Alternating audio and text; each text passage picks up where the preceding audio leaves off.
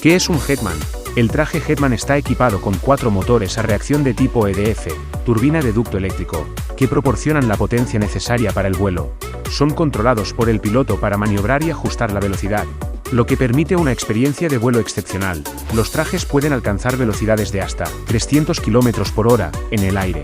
Los Hetman han realizado vuelos asombrosos, como volar en formación con aviones de combate y sobre edificios como en Burj Khalifa en Dubái.